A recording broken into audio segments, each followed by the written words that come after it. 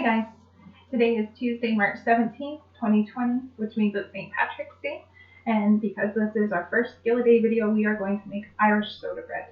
Now, if you've never made bread before, this is the perfect one to start with. You don't need a mixer, you don't need a bread machine, you don't even need yeast, it doesn't require rising. So, what we're going to start with are our basic ingredients. We have flour, we're just going to use all-purpose flour.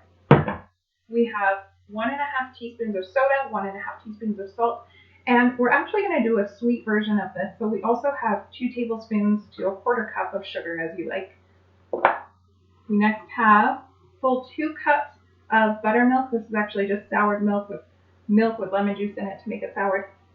Most recipes will call for 1 3/4 cups of buttermilk. However, I tried making this before. This is actually take 3 of this video, and it wasn't quite enough liquid for today. You have to gauge how much liquid you need in any baking recipe based on where you are, the weather that day, and how dry it is, okay? I'm in the prairies in March. It's pretty dry, so I needed to add a little bit more liquid.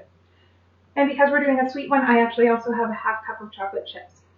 Now, there is actually a Society for the Preservation of Irish Soda Bread that they uphold that the basic 4 ingredients are all you need to make a proper Irish soda bread, which is what I have behind me on the counter for video number 1 that you'll never see, because this is why I'm not doing Facebook Live.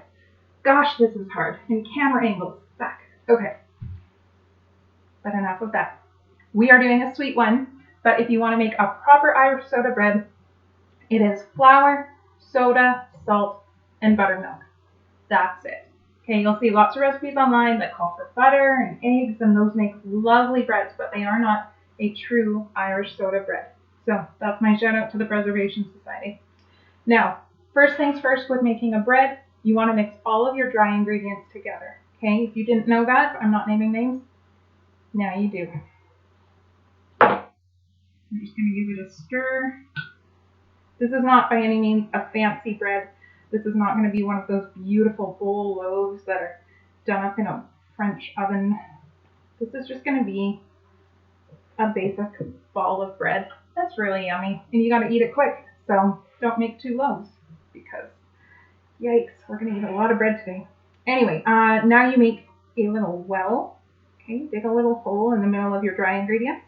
And we're going to pour in most of our buttermilk. Okay, we're going to gauge as we go how much liquid we actually need. Just because I've already done the test run, I know I need a little bit more. But what you'll normally do is add most of your liquids and start stirring it together and see how it looks. Okay? We're looking for a sticky dough. Okay? But sometimes you'll get to this point where you're like, okay, well, most of my liquid is used up. Okay? I can still get a little bit out of it, but this isn't a wet enough dough for what we're looking for. So I'm going to go ahead and add more. You want to make sure you're adding your liquid before you get everything mixed together, okay? Because if you get to the point where it's starting to come together like a ball and you're thinking, ooh, this needs to be a little bit more wet, it's actually harder and it doesn't work as well to mix in more ingredients then, okay? There we go. So I'm not even using the full 2 cups. Today it's looking like somewhere in between 1 3/4 and 2 cups. Which is perfect because we're going to save a little bit of that buttermilk for the end to brush on top to give it a nice sheen. Okay, we're getting to the point where it's coming together. I still got some loose flour in the bowl, okay? But what I'm going to do is I'm actually going to pour this out on a lightly floured surface.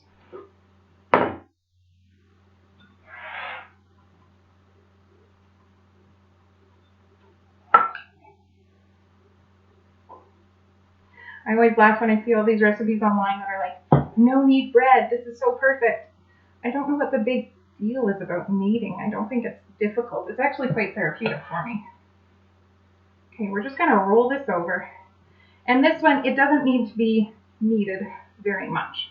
Okay, we're just going to roll it in the flour so it's not sticking to our hands. And before we go any further, we're going to knead in our chocolate chips, which you probably should have stirred in, but I forgot I was making chocolate chips because I don't usually add that because I usually do the normal one. But hey, I'm not doing 3 loaves of bread in one day. So we're going to knead that in. Just pour it into your dough. There we go. Now, had I not forgot to do that, it would have been about 3 to 4 kneads. That's really all that's required to get this into a nice little ball shape, okay? This is a nice, sticky, messy dough, okay? We're going to get into a basic ball shape. And what we're going to do is we're just going to score the top with a sharp knife, okay? We make the traditional cross pattern on there, okay? Now, obviously, we are not baking this in loaf pans because it's not a loaf shape. So what we're going to do is we're actually going to put it in a Dutch oven. If you have, I'm going to move this. If you have a cast iron pot, that would be perfect for cooking this in. You want to make sure that it's greased inside. But I don't have one of those. I just have a Dutch oven. Anything with a lid really is perfect. And honestly, if you don't have anything with a lid, you use a round cake pan and you put another round cake pan on top. So you are going to bake it for 30 minutes with the lid on at 400 degrees.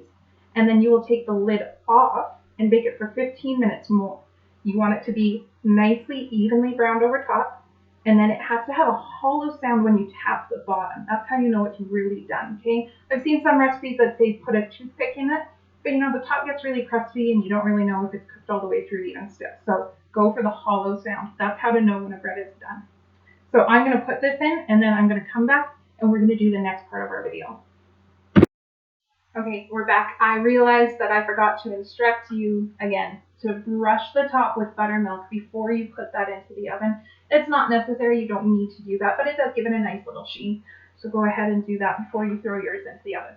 Now, we did Irish soda bread, super easy, super basic, anyone can do it. That was a 6-minute video, okay? And I had things mise en place, but it won't take you long to scoop out flour and get your buttermilk ready. But I want to encourage you to stretch yourself. Maybe you have never made bread before. Maybe you've only made some kinds of bread. You know, you can fire out a white loaf or a whole wheat loaf even. Those are excellent, but I want to encourage you. You're at home for 2 weeks if you're in isolation. That's lots of opportunity to feed a sourdough starter. So if you've never made sourdough or you don't know what it is, basically you are collecting wild yeast. There's yeast in our flour. And the way that we get it out is by feeding it and cultivating it.